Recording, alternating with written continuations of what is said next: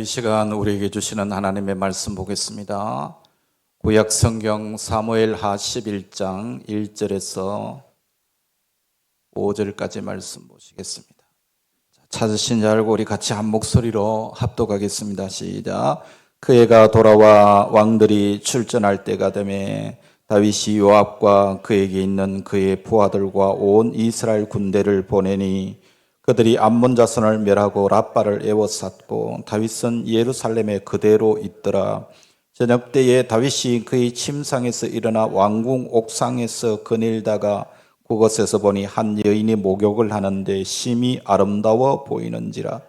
다윗이 사람을 보내 그 여인을 알아보게 하였더니 그가 아뢰되 그는 엘리암의 딸이요 햇사람 우리아의 아내 바사베가 아니니까 하니 다윗이 전령을 보내어 그 여자를 자기에게로 데려오게 하고 그 여자가 그 부정함을 깨끗하게 하였으므로 더불어 동침하매 그 여자가 자기 집으로 돌아가니라. 그 여인이 임신함에 사람을 보내 다윗에게 말하여 이르되 내가 임신하였나이다 하니라. 아멘. 좌우 옆 사람, 앞뒤 사람 인사하겠습니다. 사랑합니다. 명절 잘 보내셨습니까? 인사하겠습니다. 네, 감사합니다. 오늘 또 귀한 얼굴들이 보이시는데 처음 뵙는 얼굴들 진심으로 환영합니다. 자, 여러분들이 제가 그 말씀을 전하는데 주일 낮 시간은 사무엘하 말씀을 전하고 있고 또 그 오후 예배는 구약성경 사사기의 말씀을 오늘 이제 마치게 될 텐데요. 여러분 성경을 읽으시면서 느끼는 게 뭐냐면 어렵다. 구약 성경은 어렵다. 그렇게 말씀하시는 분이 있더라고요. 맞습니다. 수천 년 전의 역사와 문화와 언어와 그리고 복잡한 인물들의 그 사건들이 얽혀 있기 때문에 구약 성경을 읽으면 어렵게 느껴질 수 있습니다. 그리고 그 속에서 나타나는 그 상황들이 오늘날의 상황과 완전히 다르기 때문에 성경을 읽으면서 이해하기가 어려운 그런 일들이 구약 성경에는 많이 나오죠. 그렇지만 그 속에 오늘날 우리의 삶에 깊은 울림을 주는 놀라운 교훈들이 그 속에 숨어 있는 것을 우리가 발견할 수가 있는 것입니다. 그래서 여러분 성경을 많이 읽고 그 배경을 우리가 공부해 보면 그 하나님께서 왜 이것을 우리에게 하나님의 말씀으로 남겨주셨는지를 이해할 수 있는 복된 말씀인 것이죠. 아브라함이나 모세나 다윗 같은 수많은 사람의 삶을 통해서 반복적으로 하나님께서 우리에게 말씀하시는 것이 뭐냐면은 그 옛날 아브라함 때나 모세 때나 아니면 다윗 때에 약속하셨던 그 약속을 신실하게 지켜나가시는 하나님이라 하는 것을 우리에게 반복적으로 보여주고 계시는 것이죠. 그러니까 인간의 타락과 불순종과 죄악의 모습이 적나라하게 드러나지만 그 속에서도 하나님께서는 우리를 택한 백성을 멸망의 길로 끌어가시는 것이 아니라 그 속에 회복의 역사를 주시고 다시금 일으켜주시는 하나님의 놀라운 은혜를 보여주고 계신다. 그런 이야기죠. 그래서 구약은 여러분이 아시는 대로 단순한 옛날 이야기가 아니라 오늘날 살아가는 우리에게 오늘 이 세상의 삶을 어떻게 살아가는 것이 바른 것인가 그 물음에 대한 거울같이 답을 보여주는 책이다. 그렇게 생각하시면 됩니다. 그래서 여러분들이 구약의 말씀을 들을 때도 그 속에 하나님께서 우리에게 너 이 옛날 이야기지만 이 이야기를 한번 보라는 이야기예요. 이 사건을 보라. 그 사건 속에 숨어져 있는 하나님의 뜻이 무엇인가를 발견하고 너희들이 이 세상을 살아갈 때 어떻게 살아가는 것이 바르게 살아가는 것인가를 깨달으라 하는 그런 이야기인 것입니다. 그래서 여러분들에게 이 말씀을 통한 은혜가 오늘 또 충만하기를 축복합니다. 하나님은 우리를 구원하셨고 우리가 하나님 나라 백성으로 살도록 복을 주셨어요. 우리에게 허락하신 생명이 어떤 것인지 이 놀라운 생명이 어떤 것인지를 바르게 이해하는 것은 우리가 하나님이 통치하시는 하나님 나라를 살아가는 그런 중요한 열쇠가 되는 것입니다. 신약 성경 에베소서 2장 5절 말씀 우리 같이 한번 읽어보겠습니다. 시작. 허물로 죽은 우리를 그리스도와 함께 살리셨고 너희는 은혜로 구원을 얻은 것이라. 그 다음에 2장 8절 한번 읽어보겠습니다.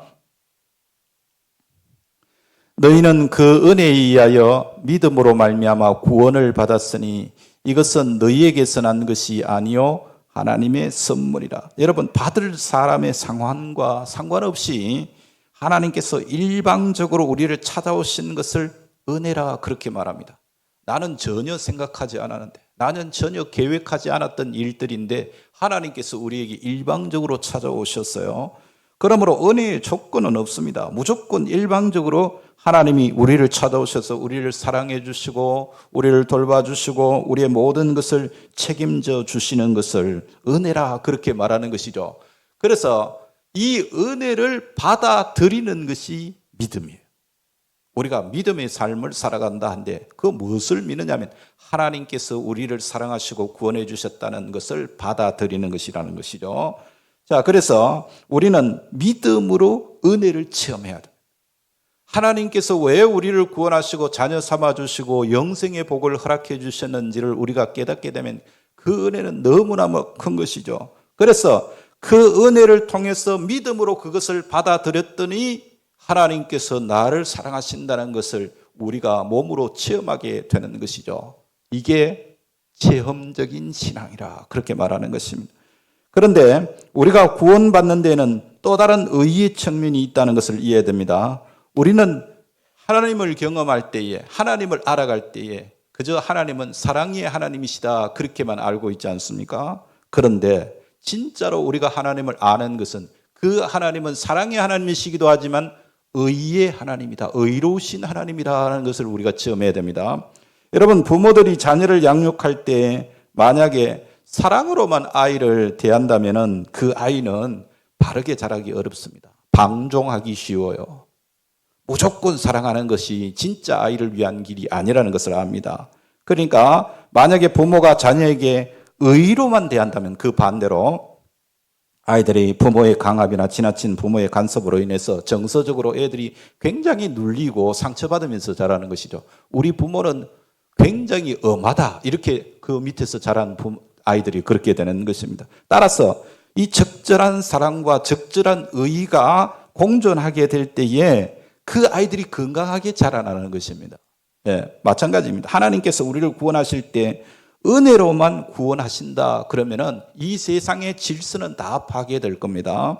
어떤 죄를 지어도 다 용서해 주신다면은 사람들이 자기가 타락하고 거짓된 모습을 돌이키지 않겠죠. 반대로 하나님께서 우리에게 공의의 하나님으로만 우리의 모습을 대한다면 우리 가운데 하나님 앞에 설 수 있는 사람이 있겠습니까? 무조건 의의 잣대를 가지고 우리가 판단하신다면 우리는 하나님 앞에 우리의 죄로 말미암아 영원히 멸망받을 수밖에 없는 존재라는 것이죠. 그래서 하나님께서 우리를 구원하시는 방법은 두 가지입니다. 첫 번째는 은혜로 우리를 구원하셨고 그 다음에 두 번째로는 공의로 우리를 구원하셨어요. 우리 믿음은 은혜로 받아들일 뿐만 아니라 하나님의 의로우심도 받아들여야 되는 것입니다. 그래서 우리 하나님은, 저와 여러분이 믿는 하나님은 의로우신 하나님이시오 사랑의 하나님이시라는 것을 받아들여야 됩니다. 고린도전서 1장 30절 말씀 한번 보겠습니다. 같이 읽어봅시다. 너희는 하나님으로부터 나서 그리스도 예수 안에 있고 예수는 하나님으로부터 나와서 우리에게 지혜와 의로움과 거룩함과 구원함이 되셨으니. 자, 여러분, 나에게는 아무것도 없지만 예수님이 나에게 오셔서 나의 의가 되어주신 것이에요. 그러니까 따라서 하나님께서 나를 보실 때는 타락한 나, 죄인된 나를 보시는 것이 아니라 내가 예수님을 믿게 되었기 때문에 내 안에 계신 예수님 때문에 나를 의롭게 보아주신다, 그런 이야기죠. 그렇기 때문에 본래 타락한 죄인이지만 예수 그리스도의 의의 옷을 우리가 입은 자 되었기 때문에, 그래서 하나님이 나를 보실 때는 죄인이라 할지라도 나를 의롭게 보아주시는 것입니다. 그러니까 예수님의 의가 나의 의가 되었다, 그런 이야기죠. 자, 고린도후서 5장 21절 말씀 한번 읽어볼까요? 하나님이 죄를 알지도 못하신 이를 우리를 대신하여 죄로 삼으신 것은 우리로 하여금 그 안에서 하나님의 뭐가 되게? 의가 되게 하려 하심이라. 여러분, 이 말씀에 보시면 앞서 1장 30절에 뭐라 했습니까? 예수님이 나의 의였죠. 그런데 여기서는 이제 내가 하나님의 의가 된다는 것입니다. 하나님께서 죄가 없으신 예수 그리스도를 십자가에 못 박으신 것은 예수님 안에서 내가 하나님의 의가 되게 하려고 하나님께서 이 구원의 복을 주셨다, 그런 이야기인 것이죠. 자, 그래서 여러분, 나에게 자격이 없을 때, 내가 타락했을 때, 그리고 내가 하나님 앞에 나아갈 수 있는 아무런 조건을 갖추지 않았을 때에 하나님께서는 사랑으로 나에게 찾아오셔서 그 아들 예수 그리스도를 대신 십자가에 못 박으심으로 나를 받아주셨습니다. 나를 자녀 삼아주셨다. 그런 이야기죠. 그래서 우리가 처음 신앙생활할 때는 예수님이 나의 자랑거리였습니다. 하나님은 나의 보배고 나의 기쁨이고 나의 면류관이었던 것이죠. 그러나 우리의 신앙이 성숙한 이후에는 이제 내가 하나님의 기쁨이 되고 내가 하나님의 자랑거리가 되어야 됩니다. 그 누구 그를 보라. 그가 하나님 앞에 의로운 자가 되었다라고 하는 것이 이게 우리가 하나님 앞에 받아야 할 칭찬이라는 것이죠. 그렇게 해서 하나님께서 나를 보시고 너는 나의 자랑거리, 나의 면류관, 나의 기쁨이라고 말할 수 있어야 되는 것입니다. 여러분, 자녀들이 어렸을 때는 부모가 아이에게 다 맞춰주지요. 그때는 온유한 아버지, 사랑이 많은 엄마가 우리 아이들에게는 자랑이요 기쁨입니다. 그래서 세상에서 우리 자녀들이 부모의 사랑을 듬뿍 받고 자란 아이들이 세상에 나가가지고 이 세상에서 누가 제일 예쁘냐 그러면 자기 엄마가 제일 예쁘고, 누가 제일 잘생겼느냐 하면 자기 아빠가 제일 잘생겼다고 말합니다. 왜냐하면 그 사랑을 받고 자라기 때문에 세상에서 제일 가는 사람이 아빠요 엄마인 것입니다. 예. 그런 아이가 자라서 인격자로 성숙했을 때는 아이가 이제 부모에게 맞추기 시작하는 겁니다. 그때는 자녀가 부모의 자랑거리가 되는 거죠. 부모는 성숙한 자녀를 바라보면서 그동안 수고했던 모든 것들에 대한 바람을 얻는 것입니다. 보람을 얻는 것이죠. 그러니까 아이들을 쳐다보면서 부모된 입장에서 그 아이들이 성숙하게 자란 것에 대하여 참 기쁨을 느끼는 것이 부모의 마음 아닙니까? 너는 나의 자랑이다. 나의 자랑거리다. 이게 자녀를 양육하고 있는 부모의 마음인 겁니다. 그렇습니다. 하나님이 우리를 사랑하시고 우리에게 아무런 조건 없이 은혜를 주신 이유는 우리를 변화시켜서 하나님의 의가 되게 하시려고, 하나님의 자랑거리, 하나님의 은혜를 드러내기 위한 삶을 살게 하시려고 우리를 자녀 삼으시기 위하여 예수 그리스도를 십자가에 못 박아 죽이기까지 우리를 사랑하신 것입니다. 이 놀라운 은혜를 저와 여러분이 덧입고 있는 것이죠. 그래서 이제는 우리는 어두움의 일을 벗고 빛 가운데로 나가야 됩니다. 하나님의 의의 수준을 향하여 성장하는 그런 믿음의 사람들이 되어야 됩니다. 언제까지 어린 아이의 신앙에 머물러 있겠습니까? 언제까지 받아먹는 일만 하겠습니까? 우리가 나눌 줄도 알고 섬길 줄도 알아야 되는 것이죠. 여러분, 사도 바울의 신앙 고백 가운데 디모데후서 4장 7절 8절 말씀이 이런 말씀이 있죠. 우리 같이 읽어보겠습니다. 나는 선한 싸움을 싸우고 나의 달려갈 길을 마치고 믿음을 지켰으니 이제 후로는 나를 위하여 의의 면류관이 예비되었으므로 주 곧 의로우신 재판장이 그날에 내게 주실 것이며 내게만 아니라 주의 나타나심을 사모하는 모든 자에게 도니라. 아멘. 자, 우리의 인생의 경주를 마쳤을 때, 여러분, 우리가 달리기를 열심히 했고 또 싸움을 잘 싸웠을 때 우리가 주님 앞에 서게 된다는 것을 말씀하고 있죠. 여러분, 그때 주님은 의의 면류관을 준비하시고 나를 기다리신답니다. 여러분, 여기 보세요. 의라는 말이 대칭이 되는 개념이 은혜입니다. 은혜의 면류관으로 나를 기다리지 않고 의의 면류관으로 준비하시고 우리를 기다리신답니다. 또 은혜로우신 우리 주님이 은혜의 주님이라고 말하지 않고 뭐라고 표현하냐면 의로우신 재판장이라고 표현하고 있어요. 그러니까 만약에 재판관이 재판을 하는데 의롭게 재판하지 아니하고 은혜로 만약 재판한다고 가정을 내보십시다. 여러분, 생각할 때 원고의 이야기를 듣고도 옳다고 이야기하고 피고의 이야기를 듣고도 옳다고 이야기하는 그런 재판관이 있다면 그 재판이 바르게 성립되겠습니까? 법의 공정성, 옳고 그름이 없어지는 것 아니겠습니까? 우리가 주님 앞에 섰을 때 더 이상 주님은 은혜로우신 주님만이 아니라 의로우신 재판장으로 우리를 맞이하신다는 거예요. 여러분, 이 말씀을 잘 기억하셔야 됩니다. 그때는 우리가 이 땅에서 은혜 받고 어떻게 응답했느냐, 어떻게 행동하느냐, 주님이 우리를 판단하신다는 그런 이야기죠. 그때 우리에게 주시는 면류관은 의의 면류관입니다. 은혜로 우리에게 구원을 주셨지만 우리가 결과적으로 얻게 될 면류관은 너희들이 의롭게 정결하게 거룩하게 살았느냐를 가지고 주님이 물으신다는 그런 이야기죠. 그래서 의로우신 재판장이신 주님을 앞에 설 준비가 된 사람들은 주님을 만날 그날을 기다리면서 이 땅의 삶을 하나님이 기뻐하시는 삶으로 살아가기를 위해서 힘쓰고 애쓰는 그런 신앙생활을 하게 되는 것이죠.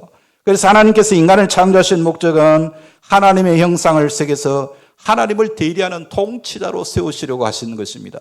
여러분, 우리가 창세기를 읽어보면 하나님께서 인간을 만드실 때 사람을 하나님의 형상을 따라 만드셨다고 하셨습니다.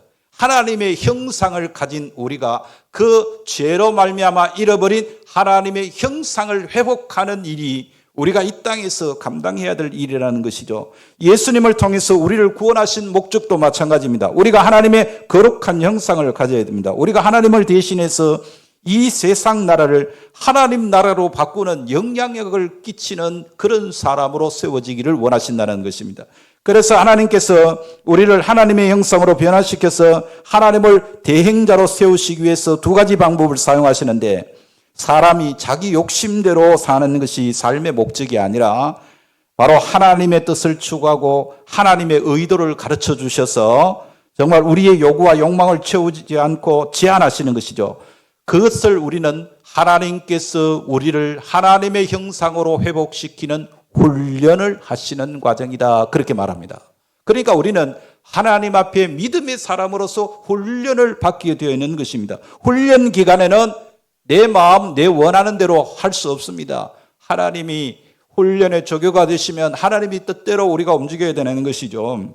그러니까 오히려 나를 버리고 하나님을 붙잡아야 되는 것이 하나님께서 우리를 훈련하시는 기간인 것입니다. 그러나 훈련보다 더 강도가 높은 하나님의 다루심이 있습니다. 그게 뭐냐면 징계입니다. 징계. 구원받은 하나님의 백성들이 하나님의 뜻을 저버리고 범죄하고 세상길로 가면 하나님은 고난을 겪게 하시면서 다시 정결할 기회를 주시는데, 그게 뭐라고요? 징계입니다. 징계. 자, 오늘 제가 본문을 읽어놓고 서론이 조금 많이 길었습니다만 오늘 다윗의 이야기를 한번 보십시오. 여러분들이 잘 아는 이야기죠. 다윗이 아몬과의 전쟁을 치르는 군대를 전선에 보내놓고 자기는 한가하게 왕궁 옥상에 올라가 가지고 한가한 시간을 보내고 있습니다. 왕이니까 뭐 그럴 수 있겠죠. 그런데 그 왕궁 옥상에서 내려다보니까 저 아래에 한 여인이 목욕하는 모습을 봅니다. 예, 기가 막힌 상황이죠.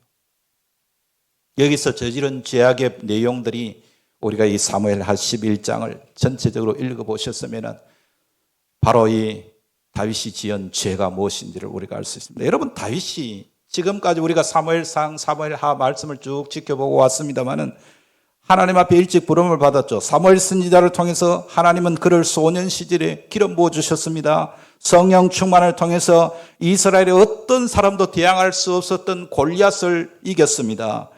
여러분, 그러나 10년 동안 정말 이 다윗을 정결하게 하려고 하나님께서 도망자의 삶을 살게 하십니다. 얼마나 고통스러운 세월이었습니까? 그는 쫓겨다니면서 사람 귀한 것 알았고 하나님의 은혜의 소중함을 알았습니다. 자기 욕심대로 사는 것이 아니라 하나님 뜻에 굴복할 줄 아는 훈련을 받은 것이죠. 자, 그러다가 40세에 왕위에 올랐습니다.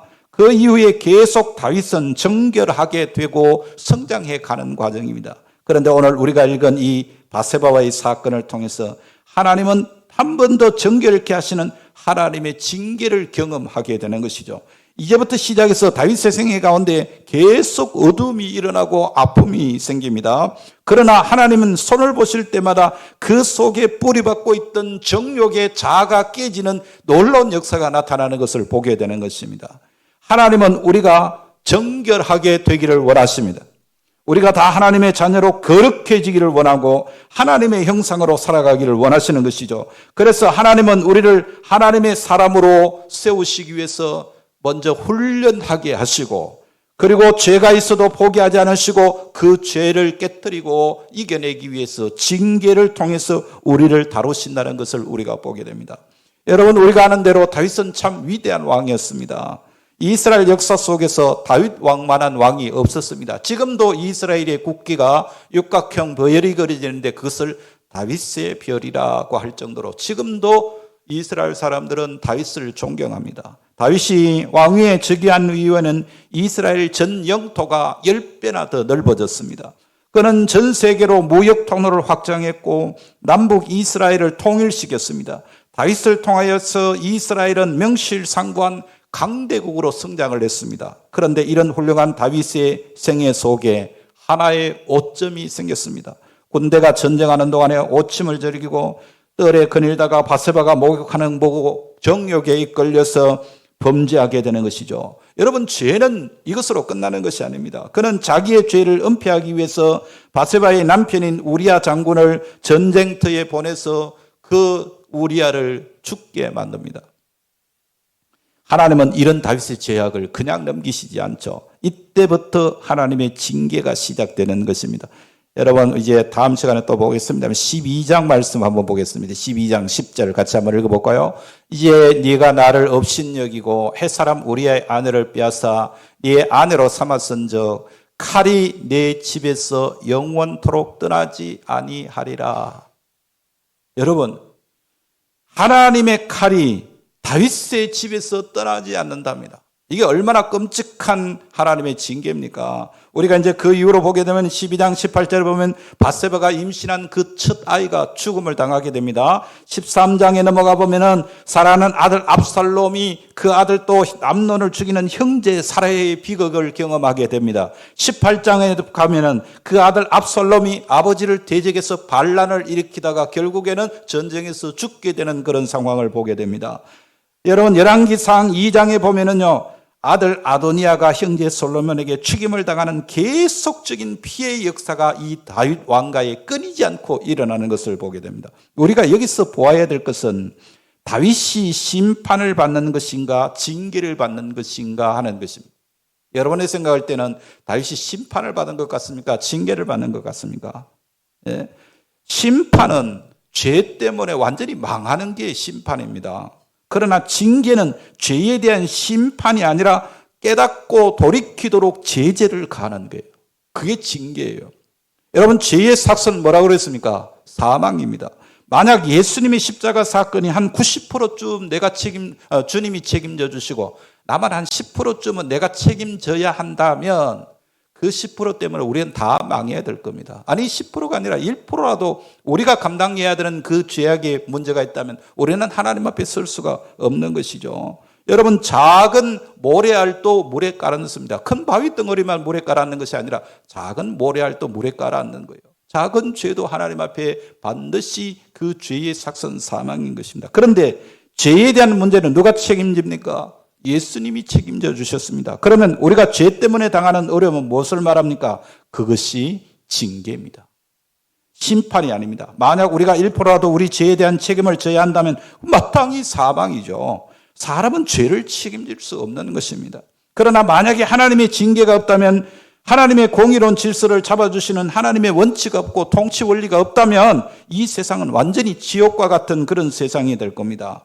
모든 사람이 죄를 두려워하지 않고 방종할 것입니다. 믿지 않는 사람들은 죄 때문에 심판을 받을 것이지만 하나님의 자녀들은 징계를 당하는 것이에요.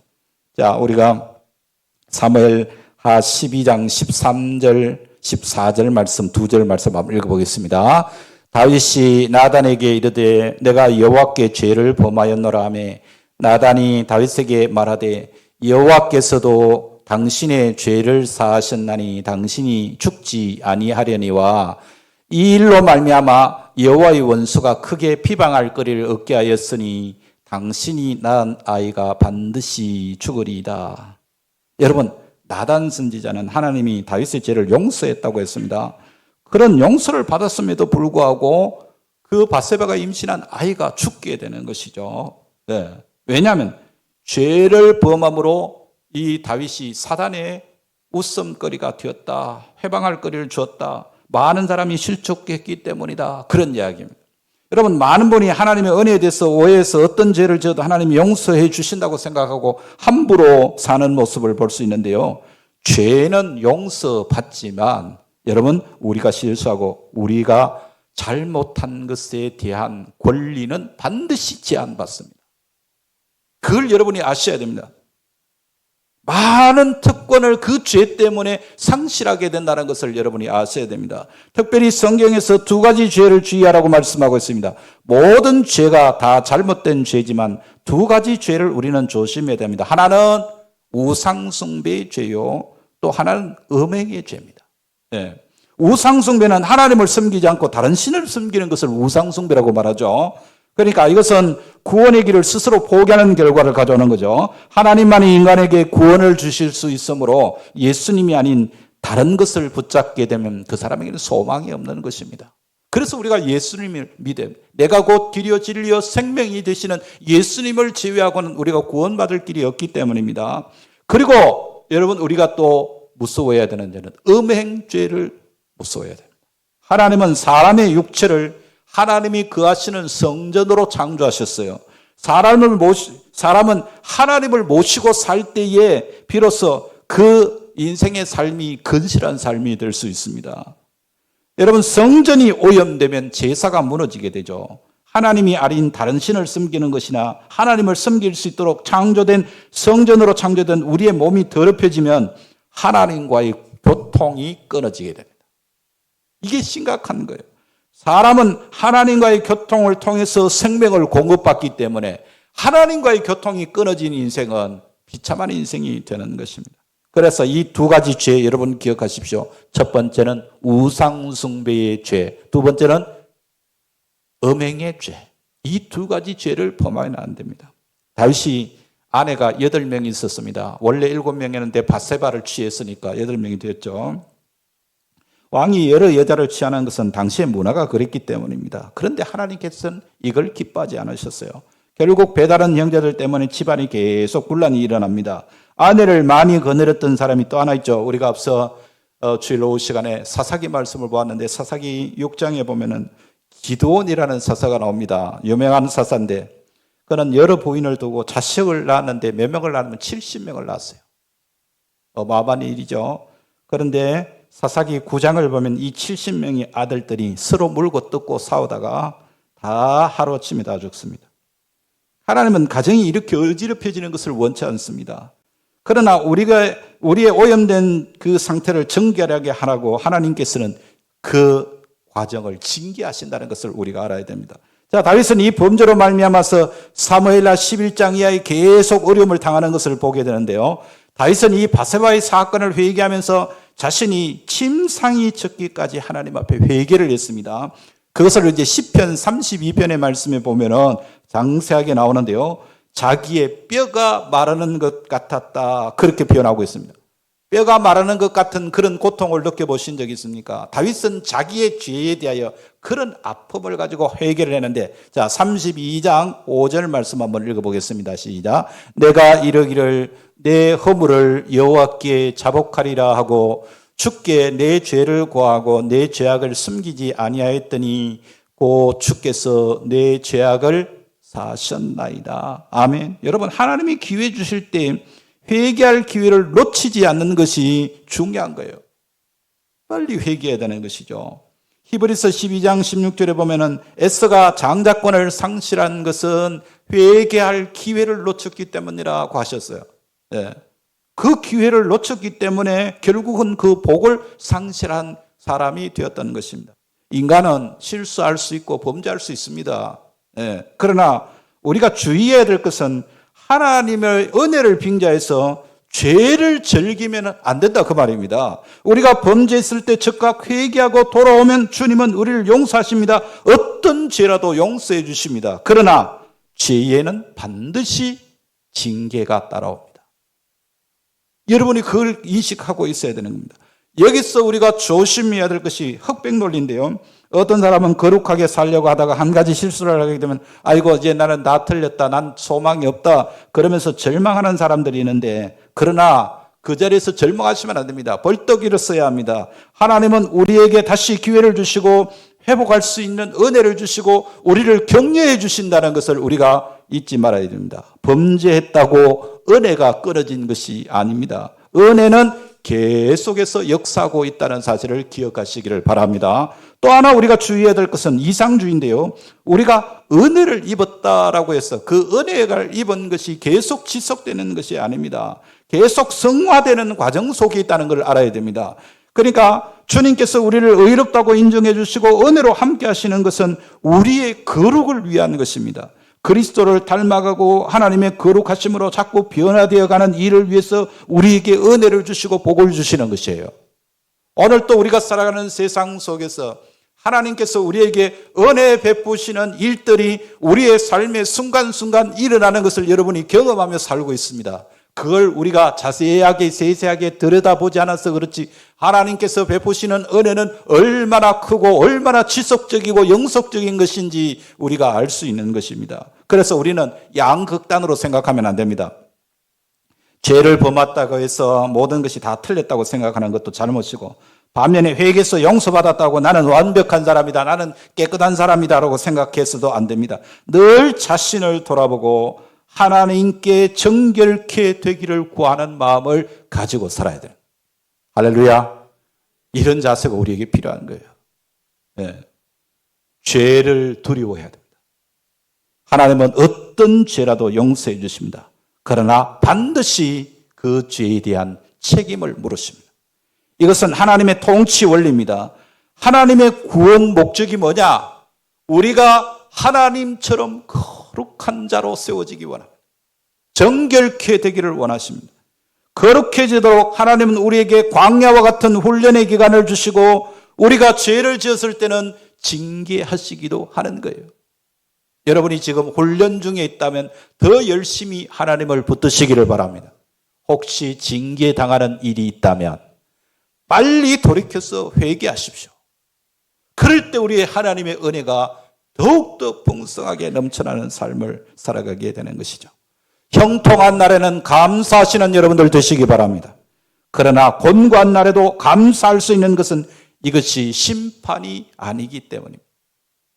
여러분, 그래서 나를 사랑하시기 때문에 징계를 주시고 고난을 주신다는 사실을 깨닫고 이제는 죄에서 돌이켜서 하나님의 뜻대로 통치권을 가지고 거룩하고 정결하게 살아가는 복된 하나님의 백성들 다 되시기를 주님의 이름으로 축복합니다.